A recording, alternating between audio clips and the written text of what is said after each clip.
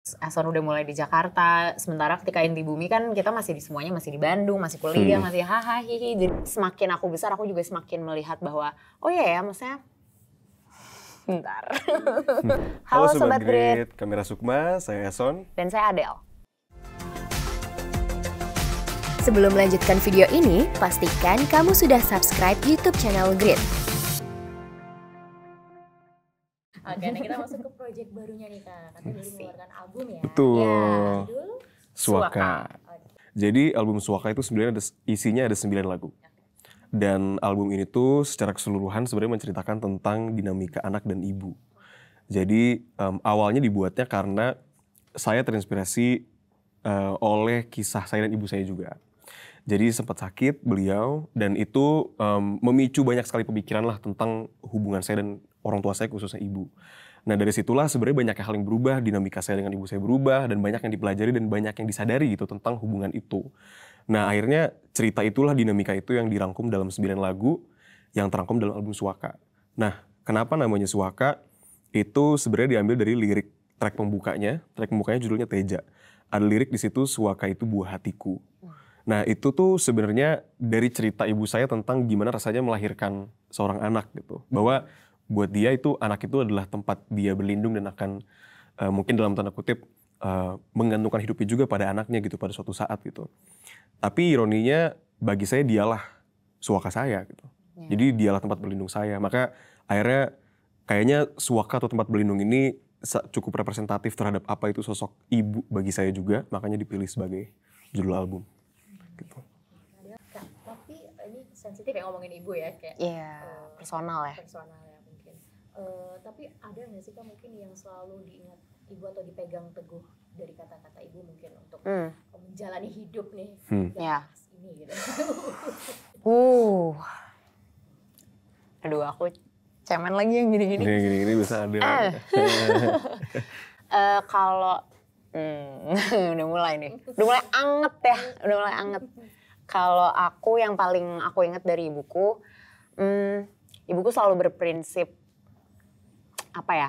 Kalau dalam bahasa Inggrisnya kayak there's no shame in hard work, gitu. Jadi kayak intinya ketika kamu bekerja keras, apapun bidangnya, apapun yang kamu kerjain, ya itu tuh membanggakan kok, itu tuh punya value dan punya sesuatu. Jadi nggak boleh gengsi, nggak boleh malu atau apapun, nggak boleh setengah-setengah gitu.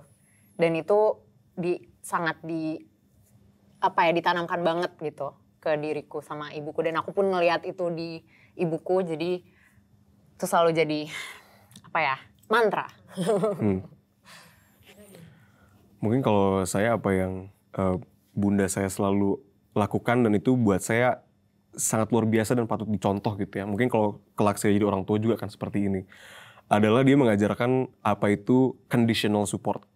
Jadi dia tidak mendukung secara serta-merta mendukung anaknya saja gitu. Bukan dengan tutup mata dan mendukung. Tapi dia akan sangat mendukung hal-hal baik yang dilakukan anaknya. Tapi beneran akan menentang segala hal buruk yang dilakukan anaknya. Dan itu sangat kentara gitu. Dia akan sangat vokal kalau misalkan saya buat musik itu selama tidak mengganggu kuliah dulu tidak apa-apa. Kalau sudah mulai mengganggu kuliah, jangan bikin musik. Jadi sangat kondisional, tapi ya memang harusnya seperti itu gitu kan. Maksudnya dia tidak hanya mencintai apa adanya, tapi dia menuntut untuk selalu maju juga gitu. Nah itu kayaknya satu hal yang bikin saya masih buat musik dan masih bekerja sekarang itu karena saya tahu bahwa ibu saya juga merasa itu hal yang baik juga. Dan dia selalu mendukung itu juga gitu. Dan membiarkan anaknya melakukan apapun selama itu positif. Oke, tapi aku juga penasaran ya. Kedekatan seorang mungkin laki-laki dengan ibunya itu seperti apa sih Kak? Yap, penasaran lagi aku juga. Aku gak punya saudara cowok kan soalnya. Dia cewek berlima sama ibu di rumah. Sama berlima nih, asrama putri. Asrama putri. Kedekatan anak laki-laki dengan ibunya sebenarnya akan menurut saya banyak bergantung pada sifat ibunya. Kebetulan bunda saya tuh orangnya nyap gitu kan. Selalu bercerita, selalu minta didengar dan segala macam. Maksudnya dia punya banyak cerita yang mau disampaikan. Tapi yang satu hal juga yang saya kagum dari ibu saya adalah dia tuh terbuka untuk mendengar opini anaknya. Jadi di saat dia bingung nih misalkan, aduh bunda lagi ngalamin ini, menurut kamu bunda harus gimana? Itu sesuatu yang buat saya sih mungkin gak semua orang tua seperti itu dan punya kebesaran hati untuk bisa mendengarkan dan meminta saran ke anaknya sendiri gitu, yang dia didik dari kecil gitu. Jadi banyak hubungan saya dan bunda saya tuh seputar itu. Saya cerita minta saran dan dia juga cerita dan minta saran juga dan saling menenangkan dan saling ya menyenangkan satu sama lain aja sih gitu. Seru ya Kak ya? Ya alhamdulillah sangat seru. Itu kan biasanya gengsi mungkin itu. Paham ya. Kamu juga kayaknya ada gak sih fase gengsi? Adalah ke bunda? waktu puber mah pasti Iya. menjauh lah gitu. Kan kayak kurvanya gini ya gitu. Kedekatan nah ini pubertasnya di sini kan. Di Iya. bawah banget tuh, gengsi dan lagi sotoy-sotoynya kan. Bener. Parah Kayak, sih. bunda gak akan ngerti apa yang saya rasain gitu kan rasanya. Berarti gitu banget. Ada gimana dengan 4 cewek tadi ya? Ya, Semuanya perempuan. Gimana Kak? aduh gimana ya, aku merasa semakin lama aku semakin mengerti gitu loh. Kayak aku semakin lama semakin mengerti kenapa ibuku dulu mendidik aku seperti itu gitu. Karena semakin aku besar aku juga semakin melihat bahwa oh iya ya maksudnya bentar. Bahwa ibuku juga perempuan dan ini apa ya, pertama kalinya dia hidup juga gitu. Jadi kayak hai enggak, aku enggak apa-apa tapi iya boleh deh. Dikit satu aja. Bentar bawah aja. Iya terus. Iya, jadi apa ya, sebetulnya kalau kedekatan emang sama seperti Eson ya, dan mungkin semua anak juga ada fase kita menentang dan rebel dan kayak nggak mau nurut, nggak mau dengerin. Tapi semakin kita besar, kita semakin melihat beliau sebagai seorang manusia dan itu pertama kalinya dia hidup juga gitu. Jadi semakin mengerti sih jadinya dan jadinya semakin deket banget juga. Aku sekarang merasa, oh kok makin lama gue makin mirip mak gue ya gitu. Kayak dari cara marahnya, dari cara nge-handle sesuatu juga makin mirip gitu. Jadinya kayak, oh menarik ya, menarik gitu. Ya gitu lah. Tapi suka bohong gak sih Kak? Ya ada lah kali ya bohong Ada lah. sih, ada banget. Ada Ada lah. banget. Cewek tadi ya. Kayak Iya dong, pas cewek tadi. Terus bohongnya gak cuma ke ibu, jadi harus ke kakak-kakak juga. Karena harus kayak seragam kan gitu. sama ya. Iya. Oke. Nah Coba. tadi ngomongin soal ibu, proyeknya juga kan suaka tadi ya. Berarti semua dituangkan ke dalam 9 lagu tadi itu. Betul. Iya. Oke. Nah ada kesulitan gak sih Kak selama proses pembuatan? Mungkin gak bisa dibilang kesulitan ya, tapi lebih ke hal yang menantang karena baru. Jadi di album ini tuh banyak banget hal yang kami ubah secara proses gitu ketimbang album pertama. Jadi kalau album pertama itu lagunya udah pada jadi semua, baru kita katalogkan dan jadi satu album. Kalau album yang kedua ini memang dari awal ingin menulis tentang ibu dan akhirnya menulis semuanya tentang ibu dan jadinya dirangkai menjadi satu narasi yang padu dan padan gitu kan secara narasi 9 lagu ini. Dan secara sonik pun secara audio banyak eksperimen yang dilakukan lah gitu untuk kami ya. Banyak hal baru yang dicoba secara instrumen baru atau mungkin mengambil unsur dari genre-genre baru di luar yang biasa kami ambil. Jadi mungkin tantangannya lebih ke gimana caranya kita bisa menyuntikkan si kerasukmaannya ke dalam referensi-referensi baru inilah gitu. Mungkin itu ya yang paling menantang sebenarnya. Ya. Ada fun fact-nya nggak Kak? Fun fact, Seru. Kalau proses pembuatan. kalau di album Suaka kita udah mulai kerja ya. Iya gak sih? Iya. Pas pembuatannya itu kita udah mulai ngantor, terus Eson udah mulai di Jakarta. Sementara ketika Inti Bumi kan kita semuanya masih di Bandung, masih kuliah, masih hahaha. Jadi itu sih salah satu yang mungkin challenging juga ya. Jadi Iya satu sih, hal yang menantang waktu juga ya. adalah manage waktunya dan schedule-nya. Jadi kita maksimalkan banget tuh ketika awal-awal tuh kalau ada waktu yang bisa off kita maksimalin semuanya. Terus apalagi ya fun fact-nya? Ya lu cukup fun lah itu ya. Udah Lu cukup fun itu ya. Berbeda ya dari yang Berbeza. Oke, nah mungkin secara komposisi musiknya nih Kak. Eko juga siapa yang memasukkan unsur pop atau nuansa pentagonis di lagu Rasukmanya? Iya itu. Itu pertanyaan siapa bagus sekali. Iya lagi. MD ya yang ngasih pertanyaan. Ini pertanyaan menarik banget. Terima kasih untuk yang menulis pertanyaannya. Jadi kenapa dimasukkan unsur atau mungkin notasi pentatonis di dalam beberapa lagu di album ini mungkin. Sebenarnya jawabannya tidak dirancang itu. Dalam artian lagu-lagu ini sebenarnya kebanyakan itu dibuatnya di kepala.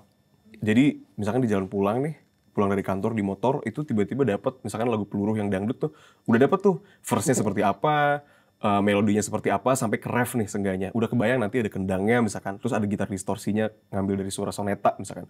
Itu tuh udah jadi duluan. Nah, kenapa keluarnya dangdut? Nggak tahu juga.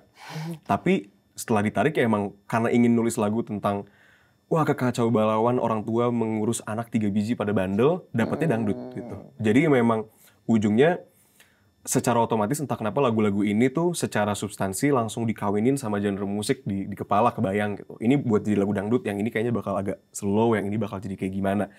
Jadi kenapa dimasukkan unsur pentatonis atau melodi pentatonis itu entah, tapi ya karena narasinya membawanya ke arah sana gitu. Jadi sepertinya cocok nih gitu di kepala gitu, pentatonis untuk dibawa ke situ gitu.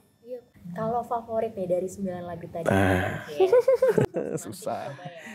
Susah soalnya kita bagus jawaban semua. Demokratis doang, harus jawaban susah soalnya bagus semua. Susah soalnya bagus semua. Mungkin kalau aku pribadi, kalau harus pilih satu, aku paling suka dan paling bermakna ya buat aku Rajut. Kenapa? Karena yang pertama itu lagu yang pertama kali aku dan Eson tulis bareng, dan kita beneran bikin dari nol bareng. Dan itu lagu tentang ibuku, apa yang aku rasain terhadap beliau, dan lagunya manis, lagunya sedih tapi manis, jadi menurutku itu bagus. Yalah. Bagus. Yalah. Apa? Jangan, udah capek banget ngomongin lagu ini, nangis mulu, udah. Kalau saya mungkin Poyan ya. Itu track penutup di albumnya, dan mungkin kenapa saya suka itu lagunya dibuat paling terakhir, dan memang dia sifatnya adalah epilog dari albumnya, jadi dia menyimpulkan apa yang dinarasikan di album itu. Pertama secara musik saya suka banget, salah satu lagu favorit saya dari katalog Rasukma ya. Yang kedua secara substansi pun dia sangat representatif terhadap album ini, dan album ini kan sangat personal ya, jadi lagu yang bisa merepresentasikan perasaan itu buat saya rasanya sangat ajaib gitu. Poyan ini secara substansi sangat personal, sangat konklusif terhadap albumnya, dan menenangkan aja sih secara pesannya gitu. Menenangkan dan membuat hati lebih lega aja gitu. Dengan semua cerita di dalam Suaka itu dia bikin kita kayak gitu. Masih ada harapan gitu. Masih ada harapan gitu.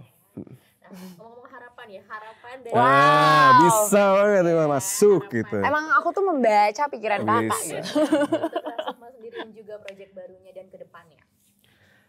Harapannya semoga teman-teman bisa menikmati Suaka sih. Itu semoga semua yang mendengar dan menikmati Suaka itu bisa berkenan, dan semoga bisa berkesan juga. Karena itu sangat personal bagi kami berdua. Jadi alangkah indahnya kalau misalkan teman-teman bisa menemukan Suaka di dalam Suaka. Semoga dengan eksplorasi musik Rasukma yang kemana-mana ini juga Suaka bisa menemani teman-teman yang mendengarkan di berbagai situasi dan kondisi. Karena warnanya kan banyak tuh macam-macam. Jadi semoga terus-terusan bisa menemani teman-teman yang mendengarnya. Terima kasih Sobat Grit sudah mendengarkan bincang-bincang kami. Jangan lupa dengar album terbaru kami Suaka di semua kanal-kanal musik digital. Dadah! Terima kasih! Terima kasih sudah menonton video ini. Jangan lupa subscribe dan aktifkan lonceng notifikasi supaya kamu nggak ketinggalan video terbaru dari Grit.